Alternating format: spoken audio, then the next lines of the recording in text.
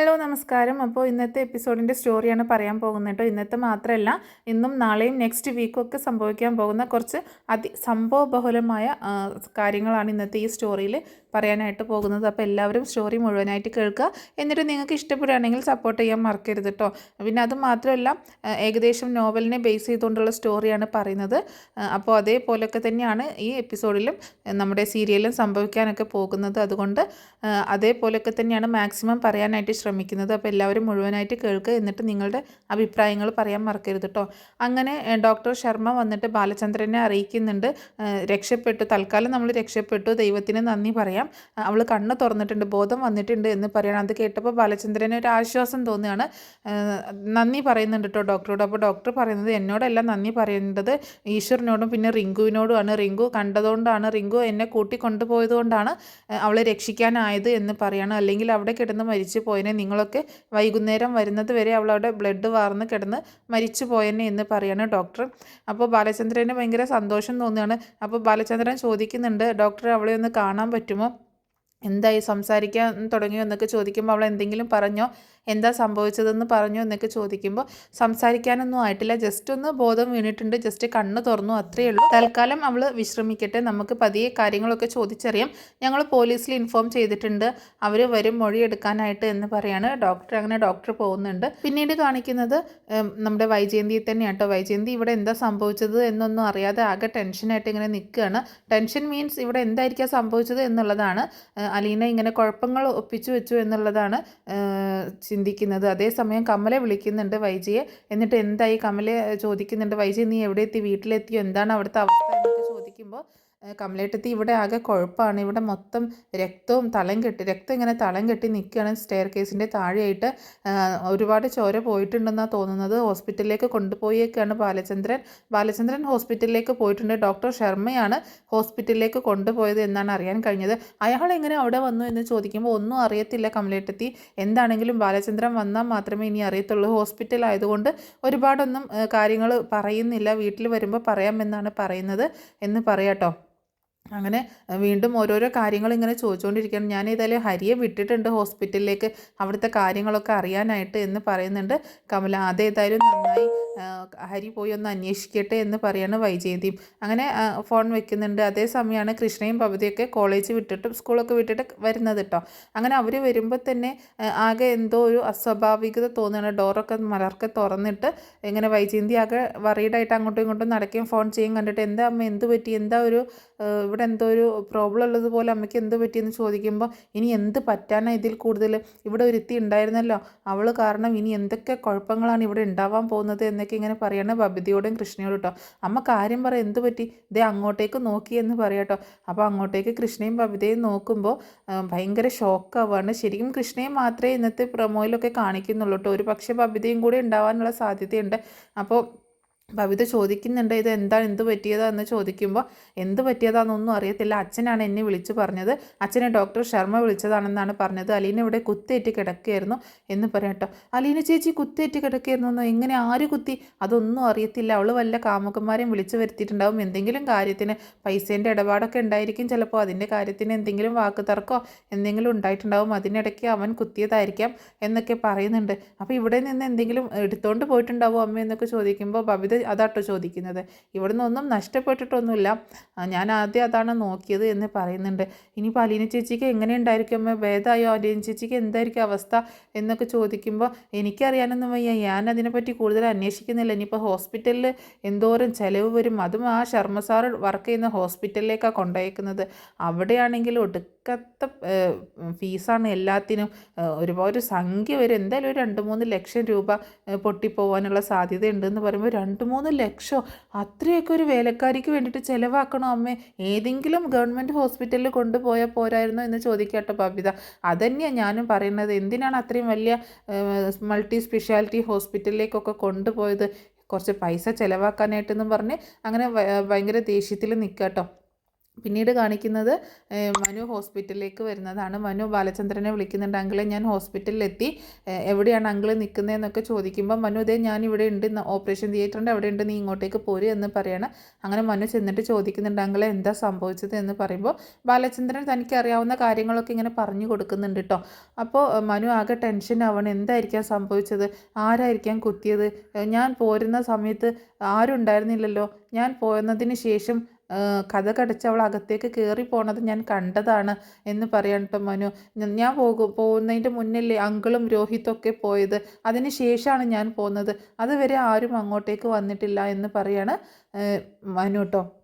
എന്താ സംഭവിച്ചതെന്ന് അറിയത്തില്ല മനു, എന്താണെങ്കിലും അവൾക്ക് ബോധം വന്നിട്ടുണ്ട് എന്നാണ് ഡോക്ടർ ശർമ്മ പറഞ്ഞത്. പക്ഷേ സംസാരിക്കാനൊന്നും ആയിട്ടില്ല. സംസാരിക്കാനാവുന്ന സമയത്ത് അവർ പോലീസിൽ ഇൻഫോം ചെയ്തിട്ടുണ്ട്.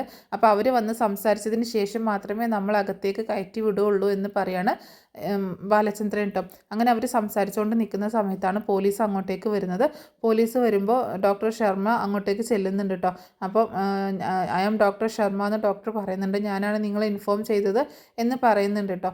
അങ്ങനെ ഇതൊക്കെ ആരാന്ന് ചോദിക്കുമ്പോൾ ഡോക്ടർ ശർമ്മ പറയുന്നുണ്ട് ഇവരുടെ വീട്ടിലാണ് ആ കുട്ടി നിൽക്കുന്നത് എന്ന് പറയുമ്പോൾ ബാലചന്ദ്രനോട് പോലീസുകാർ വിവരങ്ങൾ അന്വേഷിക്കണം, നിങ്ങളുടെ പേരെന്താണ്, നിങ്ങൾ എന്ത് ചെയ്യുന്നു എന്നുള്ള കാര്യങ്ങളൊക്കെ ചോദിക്കുന്നുണ്ട്. അതുപോലെ കൂടെയുള്ളത് മനുവിനെ കണ്ടിട്ട് ഇതാരാന്ന് ചോദിക്കുമ്പോൾ എൻ്റെ ഭാര്യയുടെ സഹോദരൻ്റെ മകനാണ് എന്നും പറയുന്നുണ്ട്.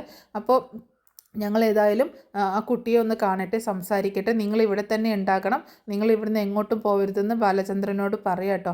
അപ്പോൾ അവർ അതേന്നും പറയുന്നുണ്ട്. അങ്ങനെ പോലീസുകാർ അലീനയോട് സംസാരിക്കാനായിട്ട് പോവുകയാണ്. അതേസമയം ഹരിയും രോഹിത്തിനെയും കാണിക്കുന്നുണ്ട്. അവരാകെ വറീഡ് കേട്ടോ. അപ്പോൾ ഹരിയാണെങ്കിൽ ഹോസ്പിറ്റലിലൊക്കെ പോയി അന്വേഷിച്ച വിവരങ്ങൾ രോഹിത്തിനെ നേരത്തെ തന്നെ വിളിച്ച് പറഞ്ഞിട്ടുണ്ടായിരുന്നല്ലോ. അങ്ങനെ കാര്യങ്ങളൊക്കെ സംസാരിക്കണേണ്ട, എന്താ ഇപ്പോൾ ചെയ്യുക, ഇനിയിപ്പോൾ എന്താണെങ്കിലും തൽക്കാലം ഒരു ആശ്വാസമുണ്ട്, കൊലപാതക കേസിൽ നിന്ന് നമ്മൾ രക്ഷപ്പെട്ടു, കാരണം അവൾ രക്ഷപ്പെടുന്ന ഉറപ്പായിട്ടുണ്ട്, വലിയ പ്രശ്നങ്ങളൊന്നുമില്ല എന്ന് പറയുമ്പോൾ രോഹിത് പറയുന്നുണ്ട് എന്ത് തന്നെ വന്നാലും നമ്മൾ അതേ കേസിൽ തന്നെ അകത്ത് പോകും, കൊലപാതക ശ്രമമാണല്ലോ നടന്നേക്കുന്നത്, റേപ്പ് അറ്റംപ്റ്റ് എന്നൊക്കെ അതൊക്കെയല്ലേ നടന്നേക്കുന്നത്, അവൾ എല്ലാ സത്യങ്ങളും പോലീസിനോട് വിളിച്ച് പറയും, നമ്മൾ പെട്ടുപോകും, നമ്മളിനി എങ്ങനെ വീട്ടിലേക്ക് പോകും എന്നൊക്കെ ചോദിക്കുമ്പോൾ ഹരി പറയുന്നത് എന്തായാലും നമ്മൾ ഇപ്പം തന്നെ ഒന്നും വീട്ടിലേക്ക് പോകുന്നില്ല, നമുക്ക് ഇവിടെ തന്നെ വെയിറ്റ് ചെയ്യാം, എന്താണ് അവൾ പറയുന്നത് എന്നൊക്കെ അറിഞ്ഞതിന് ശേഷം തീരുമാനിക്കാം വീട്ടിലേക്ക് പോകണോ വേണ്ടേ എന്ന് പറയണം. നമുക്കിതൊന്നും വേണ്ടായിരുന്നോ അല്ലേടാ ഹരി എന്ന് രോഹിത് ചോദിക്കുമ്പോൾ വേണ്ടായിരുന്നോ എന്നോ, നമ്മൾ ഇങ്ങനെയൊക്കെ സംഭവിക്കുന്നത് നമ്മൾ വിചാരിച്ചോ, ഇല്ലല്ലോ, അപ്പോൾ നമ്മൾ ഇത്രയൊന്നും പ്രതീക്ഷിച്ചില്ലല്ലോ, ഇനിയിപ്പോൾ എന്തായാലും വരുന്നിടത്ത് വെച്ച് കാണാം എന്നൊക്കെ ഹരി പറയണം. എനിക്ക് ആകെ പേടിയാവുന്നു, ഒന്നും വേണ്ടായിരുന്നു, ഇതൊക്കെ നാട്ടിൽ അറിഞ്ഞു കഴിഞ്ഞാൽ ഇനിയിപ്പോൾ റൂബിയൊക്കെ അറിയും, റൂബിയുടെ വീട്ടുകാരറിയും, എനിക്ക് റൂബിയെ നഷ്ടപ്പെടും എന്നൊക്കെ ഇങ്ങനെ രോഹിത് പറയാട്ടോ. ഒരു പക്ഷേ അങ്ങനെ പറയാനുള്ള സാധ്യതയുള്ളതുകൊണ്ടാണ് ഞാൻ ആ ഒരു ഭാഗം പറയുന്നത് കേട്ടോ. അങ്ങനെ എന്താണെങ്കിലും നിൻ്റെ ഒരു റൂബി, അത് മാത്രമേ നിനക്ക് ചിന്തയുള്ളൂ, ബാക്കിയുള്ളവരുടെ ജീവിതം എല്ലാം പോയേക്കില്ലേ. അപ്പോൾ രോഹിത് പറയുന്നുണ്ട് നീ കൂടി പ്ലാൻ ചെയ്തതന്നെയല്ലേ, നീ എന്നല്ലേ എല്ലാം പ്ലാൻ ചെയ്തത് എന്ന് പറയുമ്പോൾ ഇങ്ങനെയൊക്കെ സംഭവിക്കുന്നത് ഞാൻ അറിഞ്ഞോ എന്നൊക്കെ പറയണം. അങ്ങനെ ഇനി അപ്പോൾ നമ്മൾ തമ്മിൽ വഴക്കുണ്ടാക്കിയിട്ട് കാര്യമില്ല, എന്താണെങ്കിലും എന്താ സംഭവിക്കാൻ പോകുന്നതെന്ന് നോക്കാം എന്നൊക്കെ പറയുന്നുണ്ട് ഹരി കേട്ടോ. അതേസമയം പോലീസ് അലീനയെ ക്വസ്റ്റ്യൻ ചെയ്യാനായിട്ട് ചെല്ലുകയാണ്. ആ സമയത്ത് ഡോക്ടർ ശർമ്മയും ഈ പോലീസുകാരും മാത്രമേ ഉള്ളൂ, കാരണം ബാലചന്ദ്രനെയും മനുവിനെയും ഒന്നും അകത്തേക്ക് കയറ്റുന്നില്ല. പോലീസ് അവർ മൊഴിയെടുക്കാനായിട്ടാണ് ചെന്നിട്ടുള്ളത്. അപ്പം അലീനയോട് ചോദിക്കുന്നുണ്ട് എന്താണ് പറ്റിയത് എന്ന് പറയുമ്പോൾ എനിക്കൊന്നും ഓർമ്മയില്ല, എന്താണ് സംഭവിച്ചതെന്ന് പറയണം. നിന്നെ ആരെങ്കിലും ഉപദ്രവിച്ചതാണോ എന്ന് ചോദിക്കുന്നുണ്ട്. നിങ്ങൾ ആരെങ്കിലും ഉപദ്രവിച്ചതാണോ എന്ന് ചോദിക്കുമ്പോൾ എന്നെ ആരും ഉപദ്രവിച്ചതല്ല എന്നാണ് പറയുന്നത് കേട്ടോ. അപ്പം പിന്നെ എന്താണ് സംഭവിച്ചത്, പിന്നെ എങ്ങനെ കത്രിക വയറ്റിലേക്ക് കുത്തി കയറി എന്ന് ചോദിക്കുമ്പോൾ അത് എൻ്റെ കൈകൊണ്ട് തന്നെ അബദ്ധത്തിൽ ചെന്നതാണെന്നാണ് പറയുന്നത്. അപ്പോൾ അതിൻ്റെ ഒരു വീഡിയോ ഞാൻ കഴിഞ്ഞ ദിവസം അപ്ലോഡ് ചെയ്തിട്ടുണ്ടായിരുന്നു. അപ്പോൾ അലീന ആ റൂം ക്ലീൻ ആക്കാൻ പോയ സമയത്ത് അബദ്ധത്തിൽ എൻ്റെ കയ്യിൽ നിന്ന് കത്രിക എൻ്റെ വയറ്റിൽ കൊണ്ടതാണ്, അങ്ങനെയാണ് മുറിവ് പറ്റിയത് എന്ന് പറയുന്നത് കേട്ടോ. അപ്പോൾ ഡോക്ടർ അതിങ്ങനെ രേഖപ്പെടുത്തുകയും ചെയ്യുന്നുണ്ട്. അപ്പോൾ ഡോക്ടറോട് അവർ അങ്ങനെ ആ രീതിയിലാണ് പറയുന്നത്. അതുകൊണ്ട് അലീന രോഹിത്തിനെ രക്ഷിക്കാൻ വേണ്ടിയിട്ടാണ്, രോഹിത് തൻ്റെ സ്വന്തം സഹോദരനാണ്, ഈ ഒരു കേസിൽ രോഹിത് അകത്ത് പോയിട്ടുണ്ടെങ്കിൽ പിന്നീട് ഒരിക്കലും അവനെ ആ ഒരു ഇമേജ് മാറി കിട്ടില്ല. രോഹിത് എന്താണെങ്കിലും ഹരിയുടെ ട്രാപ്പിൽ പെട്ടതാണെന്ന് അലീനയ്ക്ക് അറിയാം. അതുകൊണ്ട് രോഹിത്തിനെ എങ്ങനെയെങ്കിലും നന്നാക്കി എടുക്കാൻ പറ്റും എന്നുള്ള ഒരു വിശ്വാസം അലീനയ്ക്കുണ്ട്, രോഹിത്തിനെ മാറ്റിയെടുക്കാൻ പറ്റും. അപ്പോൾ ഈ കേസ് ഞാൻ പറഞ്ഞിട്ടുണ്ടെങ്കിൽ ആകെ പ്രശ്നമാവും, എനിക്ക് പിന്നെ ആ വീട്ടിലേക്ക് പോകാനും പറ്റത്തില്ല. ഇപ്പോഴാണെങ്കിൽ പറയാത്തത് കാരണം രോഹിത്തിൻ്റെ മുന്നിലേക്ക് ചെല്ലാം. രോഹിത്തിന് പിന്നെ ഒരു പേടിയും ഒക്കെ ഉണ്ടാകും. എന്താണെങ്കിലും ഇനി തൻ്റെ നേരെയൊക്കെ അവർ വരില്ല എന്ന് ഉറപ്പുണ്ട്. അപ്പോൾ അതുകൊണ്ടൊക്കെയാണ് അലീന അവനെ രക്ഷിക്കാനാണ്. പക്ഷേ ഹരിയെ രക്ഷിക്കണമെന്ന് യാതൊരു ഇതുമില്ല കേട്ടോ, ഇഷ്ടമില്ല. ഹരി അത്രയും മോശമായിട്ടുള്ളൊരു ചെറുപ്പക്കാരനാണ്. അപ്പോൾ പക്ഷേ രോഹിത്തിനെ രക്ഷിക്കണമെങ്കിൽ കൂടെ ഹരിയും കൂടി രക്ഷപ്പെടുമല്ലോ. അപ്പോൾ എന്താണെങ്കിലും അങ്ങനെ മൊഴി കൊടുക്കണം പോലീസ്. അങ്ങനെ പോലീസ് പുറത്ത് വരുമ്പോൾ ഇവരോട് പറയുന്നുണ്ട്, ബാലചന്ദ്രനോടും മനുവിനോടും പറയുന്നുണ്ട്, ആ കുട്ടി പറഞ്ഞത് ഇങ്ങനെ അബദ്ധത്തിൽ അവളുടെ കയ്യിൽ നിന്ന് തന്നെ കൊണ്ടു എന്നാണ് പറഞ്ഞത് എന്ന് പറയുമ്പോൾ ഇവർ എന്താ പറയുക, വിശ്വസിക്കാനാവാതെ നിൽക്കുക കേട്ടോ. അപ്പോൾ എങ്ങനെ സംഭവിച്ചു എന്നൊക്കെ ചോദിക്കുമ്പോൾ അവൾ തന്നെ കയ്യാൽ സ്ലിപ്പായി, ഷോളിൽ ചവിട്ടി കാലിൽ സ്ലിപ്പായി, അങ്ങനെ കയ്യിൽ ആ ഒരു സിസേഴ്സ് ഉണ്ടായിരുന്നു, അത് അറിയാതെ വയറ്റിലേക്ക് കുത്തി കയറിയതാണെന്നാണ് പറഞ്ഞത് എന്നൊക്കെ പറയാണ് പോലീസ്. ആളെ മെനക്കെടുത്താനായിട്ട് വെറുതെ എന്നൊക്കെ പറഞ്ഞ് അവർ അവിടെ നിന്ന് പോകുന്നുണ്ട് കേട്ടോ. പിന്നീട് പോലീസ് പോയതിന് ശേഷം മനുവും ബാലചന്ദ്രനും കൂടി ഇങ്ങനെ സംസാരിക്കുകയാണ്. അബദ്ധത്തിൽ അവളുടെ കയ്യിൽ നിന്ന് കത്രിക കൊണ്ടു എന്ന് പറയുന്നതിൽ അത്രയ്ക്ക് യോഗ്യമല്ലല്ലോ അങ്കളെ എന്ന് ചോദിക്കുക കേട്ടോ മനു. അത് എനിക്കും അങ്ങനെയാണ് തോന്നുന്നത്, പക്ഷേ എന്തോ അലീന മറയ്ക്കാൻ ശ്രമിക്കുന്നത് പോലെ എനിക്ക് തോന്നുന്നു എന്ന് ബാലചന്ദ്രനും പറയുന്നുണ്ട്. എന്താണെങ്കിലും തൽക്കാലം അവൾ മൊഴി കൊടുത്തത് നമുക്ക് വിശ്വസിക്കാം, എന്താണെങ്കിലും ബാക്കി കാര്യങ്ങളൊക്കെ നമുക്ക് കണ്ടെത്താം എന്ന് പറയുന്നുണ്ട് കേട്ടോ. അതിനുശേഷം പോലീസ് പോയതിന് ശേഷമാണ് മനു അലീനയെ കാണാനായിട്ട് മനുവും ബാലചന്ദ്രനും കൂടെ ചെല്ലുന്നുണ്ട്. ബാലചന്ദ്രനകത്തേക്ക് ചെല്ലുന്നുണ്ട് കേട്ടോ സംസാരിക്കാനായിട്ട്. അങ്ങനെ ബാലചന്ദ്രൻ ചെന്ന് ഓരോരുത്തർ കയറിയാൽ മതി എന്ന് ഡോക്ടർ ശർമ്മ പറഞ്ഞിട്ടുണ്ടായിരുന്നു. എല്ലാവരും കൂടി കയറേണ്ട, പേഷ്യൻറ്റ് അങ്ങനെ റിക്കവറായിട്ട് വരുന്നല്ലേ ഉള്ളൂ, അതുകൊണ്ട് ഓരോരുത്തർ കയറിയാൽ മതി എന്ന് പറഞ്ഞത് കാരണം ബാലചന്ദ്രൻ ആദ്യം കയറുകയാണ്. ഒരു പക്ഷേ ബാലചന്ദ്രനും മനുവും കൂടി ആയിരിക്കാം കയറുന്നത്, അല്ലെങ്കിൽ ഒറ്റയ്ക്കായിരിക്കാം. അങ്ങനെ ബാലചന്ദ്രൻ ചെന്നിട്ട് ചോദിക്കുന്നുണ്ട്, എന്താ മോളെ നിനക്ക് പറ്റിയത്, നീ പോലീസ് ഇങ്ങനെയാണല്ലോ പറഞ്ഞത് എന്ന് ചോദിക്കുമ്പോൾ അതേ സാർ എൻ്റെ കയ്യിൽ നിന്ന് അബദ്ധത്തിൽ കൊണ്ടതാ എന്ന് പറയാട്ടോ. അപ്പോൾ അതൊക്കെ കേട്ട് ഇങ്ങനെ നിൽക്കുകയാണ് ബാലചന്ദ്രൻ. എനിക്ക് വിശ്വസിക്കാൻ ഇത്തിരി ബുദ്ധിമുട്ടുണ്ട്, നീ ആരെങ്കിലും രക്ഷിക്കാൻ വേണ്ടി പറയുന്നതാണോ അതോ നിന്നെ ആരെങ്കിലും ഉപദ്രവിച്ചതാണോ, എന്താണെങ്കിലും നീ തുറന്ന് പറ എന്നൊക്കെ പറയുമ്പോൾ അല്ല സാർ എനിക്ക് കുഴപ്പമൊന്നുമില്ല, എൻ്റെ കയ്യിൽ നിന്ന് അബദ്ധത്തിൽ കൊണ്ടതാണ്, വേറെ പ്രശ്നമൊന്നുമില്ല, എന്നെ ആരും ഉപദ്രവിച്ചതൊന്നുമല്ല എന്ന് തന്നെയാണ് പറയുന്നത്. എന്നാൽ ശരി നീ റെസ്റ്റ് എടുക്കുക എന്ന് പറഞ്ഞിട്ട് അലീന നമ്മുടെ ബാലചന്ദ്രൻ പുറത്തേക്ക് ഇറങ്ങുകയാണ്. ആ സമയത്താണ് മനു കയറി വരുന്നത് കേട്ടോ. അപ്പോൾ മനു കയറി വരുമ്പോൾ അലീന ഇങ്ങനെ നോക്കുന്നുണ്ട്. മനുവിനെ കണ്ടതും അലീനയ്ക്ക് ഭയങ്കര വിഷമം തോന്നുക കേട്ടോ. അപ്പോൾ മനു വന്നിട്ട് അലീനയുടെ അടുത്തിരിക്കുകയാണ്. അപ്പം ഒന്നും സംസാരിക്കുന്നൊന്നുമില്ല. ആദ്യം അലീനയുടെ കൈ പിടിച്ച് ഇങ്ങനെ ചേർത്ത് പിടിക്കുക കേട്ടോ. തൻ്റെ കൈവെള്ളയിൽ അലീനയുടെ കൈ എടുത്ത് വെച്ചിട്ട് അതിൻ്റെ മുകളിൽ തൻ്റെ തന്നെ കൈ വെച്ചുകൊണ്ട് അലീന ഇങ്ങനെ തലോടിക്കൊണ്ടിരിക്കുന്നുണ്ട്. കുഴപ്പമില്ല എന്നുള്ള രീതിയിൽ, സാരമില്ല പോട്ടെ എന്നുള്ള രീതിയിൽ അങ്ങനെ തലോടിക്കൊണ്ടിരിക്കുകയാണ്. എന്നിട്ട് അലീനയ്ക്കാണെങ്കിൽ ഭയങ്കര വിഷമമാവുന്നുണ്ട് കേട്ടോ. മനു ഇങ്ങനെ വന്നിരുന്നപ്പോൾ സങ്കടമൊക്കെ വരുന്നുണ്ട്. മനു ചോദിക്കുന്നുണ്ട്, ഞാൻ കൂടുതലൊന്നും ചോദിക്കുന്നില്ല, എന്താണ് സംഭവിച്ചത്, പോലീസിനോട് നീ പറഞ്ഞത് കള്ളമാണെന്ന് എനിക്കറിയാം, എനിക്ക് മനസ്സിലായി, അല്ലാതെ നിൻ്റെ കയ്യിൽ നിന്ന് അബദ്ധത്തിൽ ഇങ്ങനെയൊരു അത്രയും ആഴത്തിലൊക്കെ മുറിവ് പറ്റുകയെന്ന് പറഞ്ഞിട്ടുണ്ടെങ്കിൽ വിശ്വസിക്കാൻ ബുദ്ധിമുട്ടാണ്. എനിക്കറിയാം നീ കള്ളം പറഞ്ഞതാണെന്ന്, എന്താണെങ്കിലും എന്നോട് നിനക്ക് പറയാമെന്ന് പറയുമ്പോൾ ഞാൻ ഒന്നുമില്ല മനുവേട്ട, അങ്ങനെ തന്നെയാണെന്നാണ് അലീന വീണ്ടും പറയുന്നത് കേട്ടോ. അലീന എന്നോട് നിനക്ക് കള്ളം പറയാൻ പറ്റില്ല, നിൻ്റെ കണ്ണിൽ നോക്കിയാൽ അറിയാം നീ പറയുന്നത് കള്ളമാണെന്ന്, എന്നെ മറയ്ക്കണ്ട, എന്താണെന്ന് നീ എന്നോട് പറഞ്ഞു എന്ന് പറയാണ് മനു കേട്ടോ. ഇല്ല മനുവേട്ട കുഴപ്പമൊന്നുമില്ല, ഞാൻ പിന്നീട് പറയാം മനുവേട്ടനോട് എന്നുള്ള രീതിയിൽ അലീന ആ സമയത്ത് മനുവിനോട് പറയുന്നില്ല എന്നാണ് തോന്നുന്നത് കേട്ടോ. ഉടനെ തന്നെ മനുവിനോട് പറയുന്നില്ല എന്താ സംഭവം എന്നുള്ളത്. പിന്നീടായിരിക്കാം ഒരു പക്ഷേ പറയുന്നത്, ഒരു പക്ഷേ അന്ന് തന്നെ പറയുന്നുണ്ടായിരിക്കാം ഇങ്ങനെയൊക്കെ ഉണ്ടായ സംഭവങ്ങളെന്ന് പറയുന്നുണ്ടായിരിക്കാം. മനുവേട്ടൻ ഇനി അതിനെപ്പറ്റി പ്രശ്നം ഉണ്ടാക്കണ്ട, തൽക്കാലം ഞാനിത് ആരെയും അറിയിക്കാൻ ഉദ്ദേശിക്കുന്നില്ല എന്നും ഉള്ള രീതിയിലും പറയാം, ഒരു പക്ഷേ പറയാതിരിക്കാം. അപ്പോൾ ഈ രണ്ട് കാര്യങ്ങളും ചാൻസ് ഉണ്ട്, ഇപ്പം തന്നെ പറയാതിരിക്കാനുള്ളൊരു ചാൻസും ഉണ്ട് കേട്ടോ. പിന്നീട് അങ്ങനെയൊക്കെ കഴിഞ്ഞ് ഇനി ഞാൻ പറയാൻ പോകുന്നത് നെക്സ്റ്റ് വീക്കിൽ സംഭവിക്കാൻ പോകുന്ന കുറച്ച് കാര്യങ്ങളാട്ടോ. അതായത് ബാലചന്ദ്രൻ അലീന ആരാണെന്നുള്ള സത്യം തിരിച്ചറിയുന്ന ഒരു രംഗവും പിന്നീടുള്ള വൈജയന്തിയോടുള്ള പെരുമാറ്റമൊക്കെയാണ്. അങ്ങനെ അന്ന് തന്നെ ബാലചന്ദ്രൻ ഹോസ്പിറ്റലിൽ നിന്ന് ഇങ്ങനെ വൈജി വിളിച്ച് എല്ലാ കാര്യങ്ങളും പറയുന്നുണ്ട് കേട്ടോ. ഇങ്ങനെ കുഴപ്പമൊന്നുമില്ല, അവൾ ഇങ്ങനെയാണ് മൊഴി കൊടുത്തത് എന്ന് പറയുകയും അതേസമയം രോഹിത് രാത്രി ലേറ്റായിട്ടും വീട്ടിലെത്താത്തത് കാരണം ബാലചന്ദ്രൻ ചോദിക്കുന്നുണ്ടായിരുന്നു രോഹിത് മക്കളൊക്കെ വന്നോ എന്ന് ചോദിക്കുമ്പോൾ വൈജയന്തി പറയുന്നുണ്ട് ബബിതയും കൃഷ്ണയും വന്നു, രോഹിത് ഇതുവരെ വന്നില്ല എന്ന് പറയുമ്പോൾ ഇത്രയും ലേറ്റായിട്ട് രോഹിത് എന്ത് ചെയ്യണം, എവിടെ പോയേക്കാണ്, കോളേജ് വിട്ട് കഴിഞ്ഞാൽ നേരത്തെ എത്തുന്നതാണല്ലോ, ഇങ്ങനെ രാത്രിയിലൊന്നും പോവാറില്ലല്ലോ, നീ ഒന്ന് വിളിച്ചു നോക്കി അവനോട് വീട്ടിലേക്ക് വരാൻ പറ എന്നൊക്കെ പറഞ്ഞ് ദേഷ്യപ്പെടുകയാണ് ബാലചന്ദ്രൻ. ഞാൻ വീട്ടിലേക്ക് വരികയാണ് എന്നൊക്കെ പറഞ്ഞിട്ട് ബാലചന്ദ്രൻ ഫോൺ വെക്കുന്നുണ്ട്. അങ്ങനെ അതിനുശേഷം വൈജയന്തി രോഹിത്തിനെ വിളിക്കണം. അപ്പോൾ രോഹിത്തിന് അമ്മയുടെ കോള് കാണുമ്പോൾ തന്നെ ടെൻഷൻ ആവട്ടെ. അപ്പോൾ രാത്രി ഏകദേശം കുറച്ച് ലേറ്റായിട്ടുണ്ട്, വീട്ടിലേക്ക് ഇതുവരെ പോയിട്ടില്ല. അപ്പോൾ കോൾ എടുക്കണോ എടുക്കണ്ടേ, ഇനി എന്തെങ്കിലും അവൾ പറഞ്ഞിട്ട് വിളിക്കുകയായിരിക്കുമോ, അങ്ങനെയുള്ള ടെൻഷനിലാട്ടോ രണ്ടുപേരും. അങ്ങനെ എന്താണെങ്കിലും നീ കോൾ എടുക്ക്, നമുക്ക് എന്താണെന്ന് കേൾക്കാമെന്നൊക്കെ ഹരി പറയുമ്പോൾ വേണ്ടടാ എനിക്ക് വയ്യ കോൾ എടുക്കാൻ, നീ ആ ഫോൺ ഇങ്ങോട്ട് തന്നേ എന്ന് പറഞ്ഞിട്ട് ആ ഫോൺ വാങ്ങിക്കുകയാണ്. എന്നിട്ട് കോള് ലൗഡ് സ്പീക്കറിൽ ഇടുന്നുണ്ട്. അപ്പോൾ എന്നിട്ട് ചോദിക്കുന്നുണ്ട്, മോനെ നീ എവിടെയാണ്, നീ എന്താ വീട്ടിലേക്ക് വരാത്തതെന്ന് രോഹിനോട് ചോദിക്കുമ്പോൾ രോഹിത് ഇങ്ങനെ മറുപടി പറയാതെ നിൽക്കട്ടോ. അപ്പോൾ പറയുന്നുണ്ട്, നീ വീട്ടിലേക്ക് വരുന്നില്ല, നീ എപ്പോഴാണ് വീട്ടിലേക്ക് വരുന്നതെന്ന് ചോദിക്കുമ്പോൾ ആൻറ്റി രോഹിത് എൻ്റെ കൂടെ ഉണ്ട്, ഞാൻ ഹരിയാണെന്ന് പറയാണ്. ഹരി നിൻ്റെ കൂടെ ഉണ്ടോ, നിങ്ങൾ എവിടെയാ, ഞങ്ങളിതേ ചുമ്മാ ഇവിടെ എങ്ങനെ ഒന്ന് വന്നതാണ് എന്നൊക്കെ പറയുന്നുണ്ട്.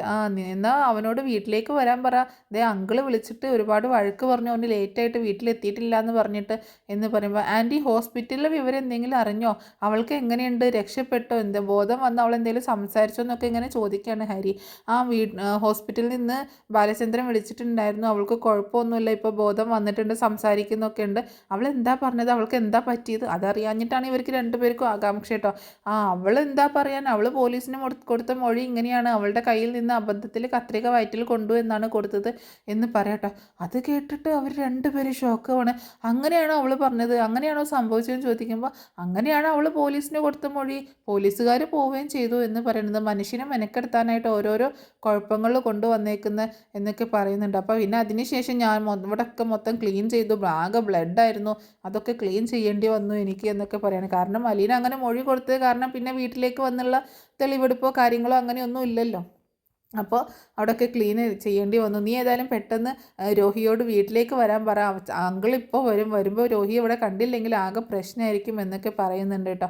അങ്ങനെ ഫോൺ കട്ട് ചെയ്യാണ്. അതിനുശേഷം രോഹിത്തും ഹരിയും കൂടെ സംസാരിക്കുന്നുണ്ട്. ഏട്ടാ എന്താണ് അവൾ ഇങ്ങനെ മൊഴി കൊടുക്കാൻ കാരണം, അവൾ എന്താടാ സത്യം പറയാതിരുന്നത് എന്നൊക്കെ ചോദിക്കുമ്പോൾ രോഹിത്താണ് ചോദിക്കുന്നത് കേട്ടോ. അപ്പോൾ ഹരി പറയുന്നുണ്ട്, അവൾക്ക് ഒരു പക്ഷേ പേടിയായിരിക്കും, ഇനി എങ്ങാനും അവളുടെ ജോലി നഷ്ടപ്പെടുമോ എന്നൊക്കെയുള്ള പേടി കൊണ്ടായിരിക്കും അവൾ അങ്ങനെ ചെയ്തത്.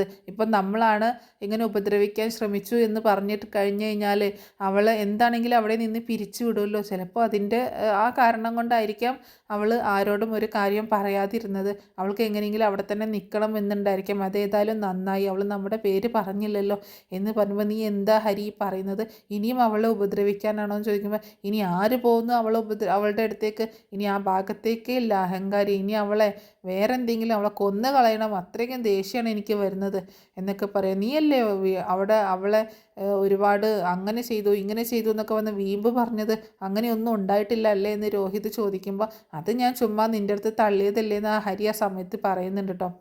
കൊല്ലപ്പള്ളിയിൽ വെച്ചൊക്കെ അലീനയും ഹരിയും തമ്മിൽ കൊടുക്കൽ വാങ്ങലുകളും ബന്ധമൊക്കെ ഉണ്ടായിരുന്നു എന്നുള്ളത് രോഹിയെ പറഞ്ഞ് വിശ്വസിപ്പിച്ചിട്ടുണ്ടായിരുന്നല്ലോ. അങ്ങനെ എന്താണെങ്കിലും നീ വീട്ടിലേക്ക് പൊക്കോ, ഞാനും കൊല്ലപ്പള്ളിയിലേക്ക് പോവുകയാണെന്ന് പറഞ്ഞിട്ട് അവരവിടെ നിന്ന് പിരിയുന്നുണ്ടെങ്കിൽ പിന്നീട് കാണിക്കുന്നത് രോഹിത് വീട്ടിലേക്ക് എത്തിച്ചേരുന്നതാണ്. വീട്ടിലേക്ക് എത്തിച്ചേരുമ്പോൾ തന്നെ വൈജ അവൻ്റെ മുഖത്ത് അങ്ങനെ അടയാളം കാണുന്നുണ്ട്. എന്താ രോഹിത് എന്ത് പറ്റിയെന്ന് ചോദിക്കുമ്പോൾ അത് അവിടെ കോളേജിൽ നിന്ന് ഇങ്ങനെ പോറിയതാണ് അമ്മ എന്ന് പറയുന്നുണ്ട് കേട്ടോ. എന്നിട്ട് അവൾ എന്തായി അമ്മ എന്നിങ്ങനെ ചോദിക്കുമ്പോൾ അവൾക്ക് ബോധം വന്നു, അവൾ പോലീസിന് മൊഴി കൊടുത്തത് അങ്ങനെയാണ് എന്നൊക്കെ പറയും. നീ എന്തെങ്കിലും കഴിക്കുന്നില്ലെന്ന് ചോദിക്കുമ്പോൾ എനിക്കൊന്നും വേണ്ട, ഞാൻ ഒന്ന് പോയി ഫ്രഷ് ആവട്ടെ എന്ന് പറഞ്ഞിട്ട് രോഹിത് പെട്ടെന്ന് അവിടെ നിന്ന് പോവാട്ടോ. പോകുന്ന സമയത്ത് രോഹിത് ആ സ്റ്റെയർ കേസിൻ്റെ അവിടേക്ക് ഇങ്ങനെ നോക്കുന്നുണ്ട്. അങ്ങനെ പെട്ടെന്ന് കയറി പോവാണ് റൂമിലേക്ക്. പിന്നീട് കാണിക്കുന്നത് നമ്മുടെ അലീനയെ തന്നെ കേട്ടോ. അലീന ഇങ്ങനെ ആ സംഭവങ്ങളൊക്കെ ഇങ്ങനെ ഓർത്ത് ആകെ ടെൻഷനായിട്ട് ഇരിക്കുന്നുണ്ട് കേട്ടോ. ആ സമയത്ത് മനു കൂടെ തന്നെ ഉണ്ട് കേട്ടോ. മനു ആണ് അലീനയ്ക്ക് കൂട്ടായിട്ട് അടുത്തിരിക്കുന്നത്. അപ്പോൾ വേറെ ലേഡീസൊന്നും ഇല്ലല്ലോ, ആരും നിൽക്കാൻ പറ്റിയ ആൾക്കാരൊന്നും ഇല്ലല്ലോ. അപ്പോൾ മനു ആണ് അവിടെ നിൽക്കുന്നത് കേട്ടോ.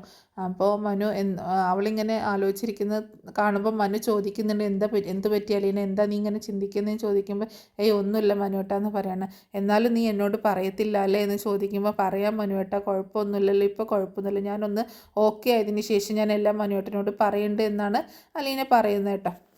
അങ്ങനെ എന്താണെങ്കിലും പിന്നീട് അലീന പറയുന്നുണ്ട് കേട്ടോ, മനുവിനോടും ബാലചന്ദ്രനോടും കാര്യം പറയുന്നുണ്ട്.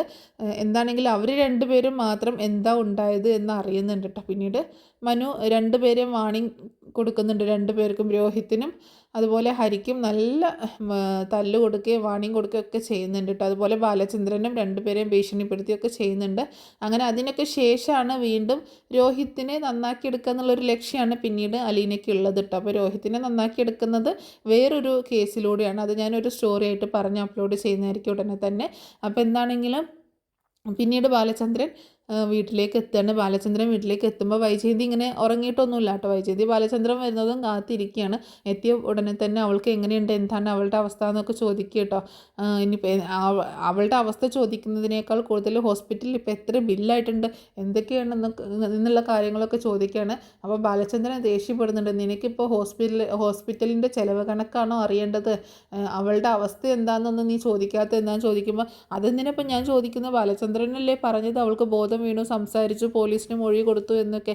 എന്നാലും എനിക്കത് അത്ര വിശ്വസിക്കാനൊന്നും പറ്റില്ല. അവൾ ആരെങ്കിലും വിളിച്ച് കയറ്റിയതായിരിക്കും എന്ന് പറയാണ് വൈജയേട്ടോ. അവൾ ആരെങ്കിലും വിളിച്ച് കയറ്റിയതാണോ, ഇവിടെ ഉള്ളവരാരെങ്കിലും ചെയ്തതാണോ എന്നൊന്നും പറയാൻ പറ്റില്ലല്ലോ എന്ന് ബാലചന്ദ്രൻ പറയുമ്പോൾ അതെന്താ ബാലചന്ദ്രൻ അങ്ങനെ ഉദ്ദേശിച്ചത്, ഇവിടെ ഉള്ളവർ ആര് ചെയ്തു എന്നാണ് ബാലചന്ദ്രൻ പറയുന്നത് എന്നൊക്കെ ചോദിക്കുകയാണ്.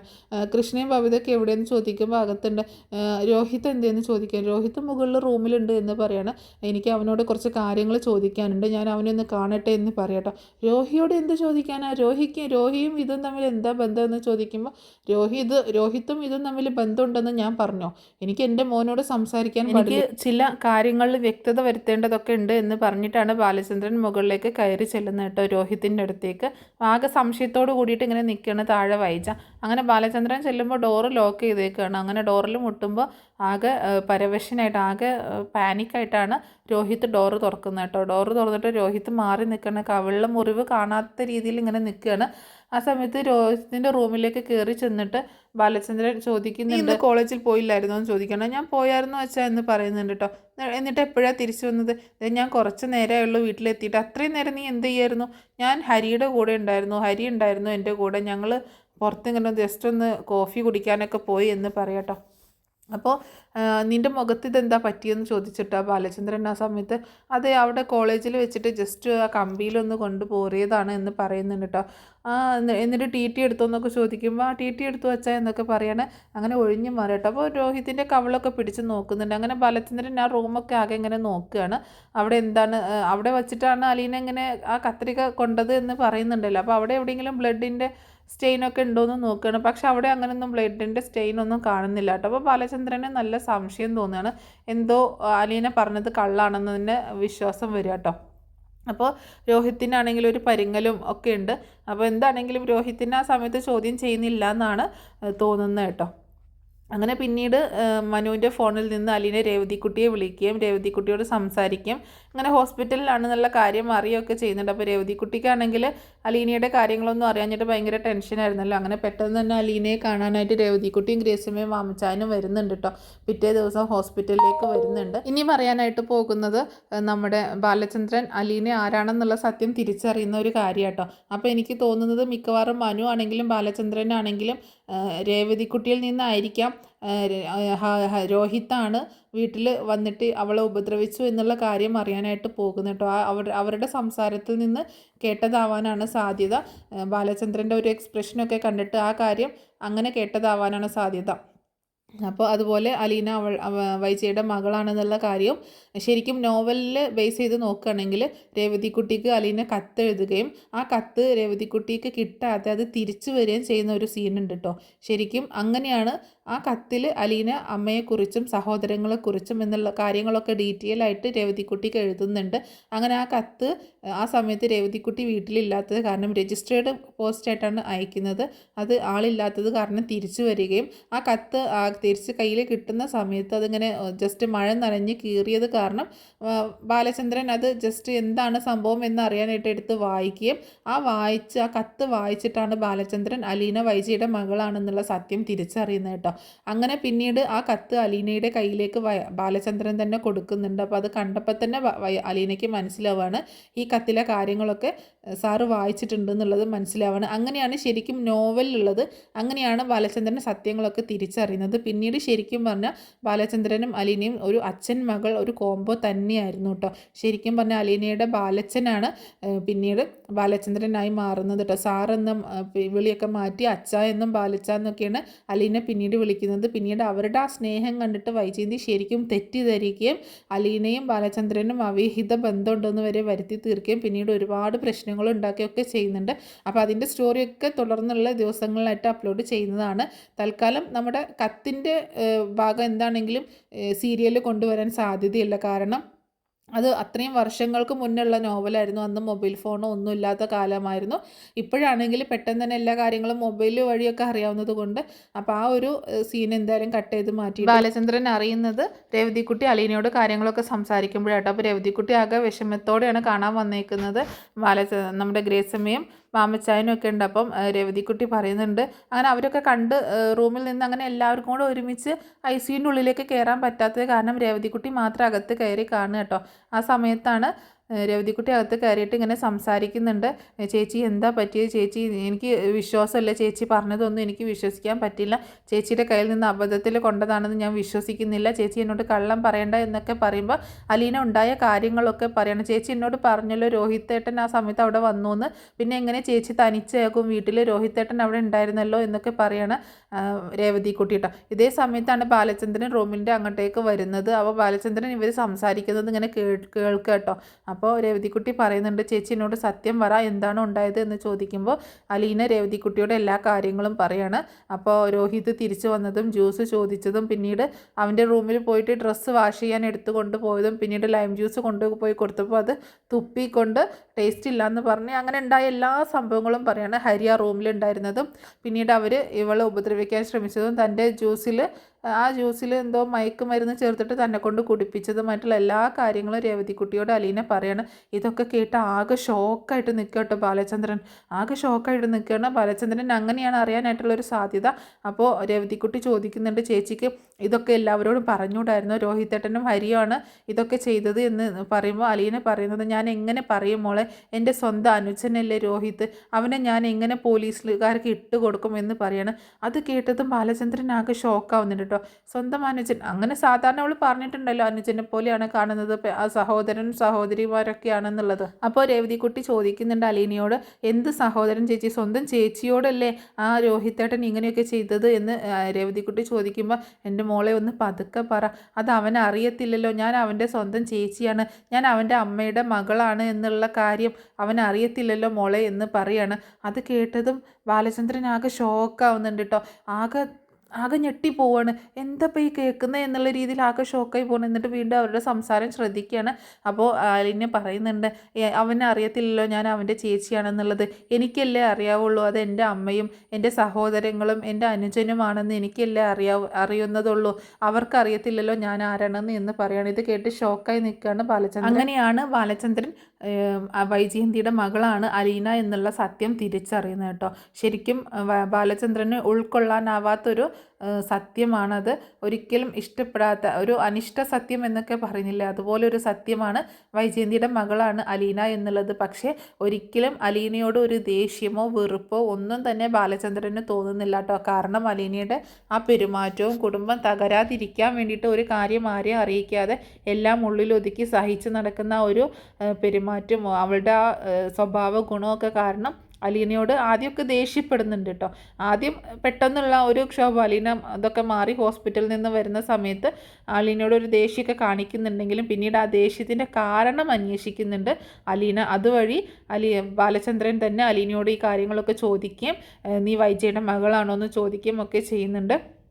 അപ്പോൾ അലീനയ്ക്ക് അത് സമ്മതിക്കേണ്ടി വരുന്നുണ്ട് കേട്ടോ. പിന്നീട് ആദ്യമൊക്കെ കുറച്ച് ദേഷ്യം തോന്നിയിരുന്നെങ്കിലും പിന്നീട് ആ അലീനയോടുള്ള ദേഷ്യം മാറിയിട്ട് ദേഷ്യവും വാശിയും ഒക്കെ ആരോടാണ്, വൈജയന്തിയോടാണ് തോന്നുന്നത് കേട്ടോ. വൈജയന്തി ഇങ്ങനെ ഒരു ചെയ്തിട്ടുണ്ടായിരുന്നു എന്നറിയുമ്പോൾ ആകെ തകർന്നു പോവുകയാണ് ബാലചന്ദ്രൻ. എന്താണെങ്കിലും പിന്നീട് അലീനയും ബാലചന്ദ്രനും തമ്മിൽ ഒരു അച്ഛനും മകളും ഒരു കോംബോ ആയിട്ട് തന്നെയാണ് പോണത്. അടിപൊളി എപ്പിസോഡുകളാണ് അവരുടേത് വരാനായിട്ടുള്ളത്.